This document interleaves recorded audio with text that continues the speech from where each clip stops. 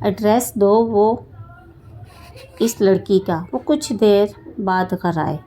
میں اپنے کمرے سے لے کر آتا ہوں، اس نے اٹھتے ہوئے کہا۔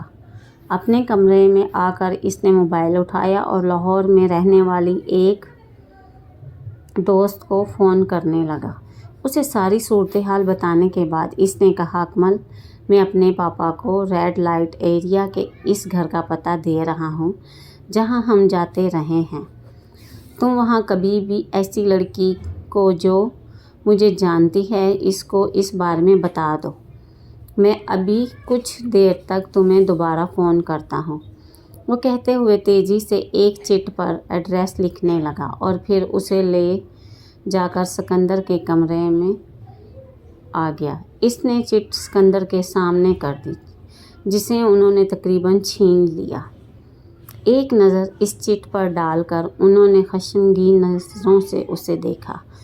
دفع ہو جاؤ یہاں سے، وہ اطمینان سے انداز میں وہاں سے آ گیا۔ اپنے کمرے میں آ کر اس نے اکمل کو دوبارہ فون کیا۔ میں تمہیں وہاں پہنچ کر فون کرتا ہوں، اکمل نے اس سے کہا۔ وہ بیڈ پر لیٹ کر اس کا انتظار کرنے لگا۔ 15 منٹ کے بعد اکمل نے اسے فون کیا۔ سالار، میں نے ثانیہ کو تیار کیا ہے، اسے میں نے سارا معاملہ سمجھا دیا ہے۔ اکمل نے اسے بتایا وہ ثانیہ کو جانتا تھا۔ اکمل، اب تم ایک کاغذ اور پینسل لو اور میں کچھ چیزیں لکھوا رہا ہوں، اسے لکھو، اس نے اکمل سے کہا اور پھر اسے اپنے گھر کے بیرونی منظر اور لوکیشن کی تفصیلات لکھوانے لگا۔ یہ کیا؟ میں نے دیکھا ہوا ہے تمہارا گھر، اکمل نے کچھ حیرانی سے پوچھا۔ تم نے دیکھا ہے، ثانیہ نے تو نہیں دیکھا۔ یہ ساری تفصیلات میں ثانیہ کے لیے لکھوا رہا ہوں۔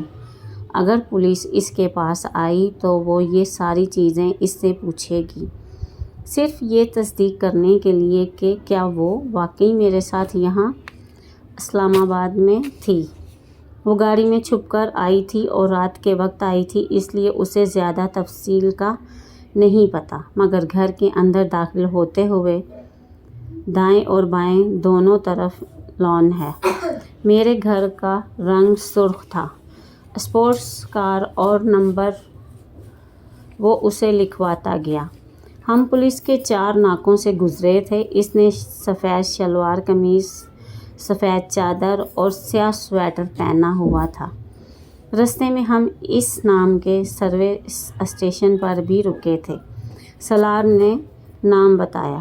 سروس اسٹیشن اور ہوٹل وہ دھند کی وجہ سے صحیح طرح نہیں دیکھ سکی۔ سالار یکے بعد دیگرے ہر چیز کی تفصیل لکھواتا گیا۔ سروس اسٹیشن پر گاڑی ٹھیک کرنے والے آدمی سے لے کر چائے بنانے والے لڑکے کے حلیے اور اس کمرے کی تفصیلات، انہوں نے کیا کھایا تھا اور سالار اور لڑکے کے درمیان کیا گفتگو ہوئی تھی، اس نے چھوٹی چھوٹی تفصیلات اسے لکھوائی تھیں۔ اس نے اپنے گھر کے پورچ سے لے کر اپنے کمرے تک کے راستے اور اپنے کمرے کا تمام حلیہ بھی اسے نوٹ کروایا تھا۔ ثانیہ سے کہو یہ سب کچھ رٹ لے، اس نے اکمل کو آخری ہدایت دی اور فون بند کر دیا۔ فون بند کرنے کے بعد وہ بیڈ پر بیٹھا ابھی کچھ سوچ رہا تھا جب سکندر عثمان اچانک دروازہ کھول کر اس کے کمرے میں آئے۔ اس لڑکی کا کیا نام ہے؟ ثانیہ، سالار نے بے اختیار کہا۔ سکندر عثمان مزید کچھ کہے بغیر کمرے سے نکل گئے۔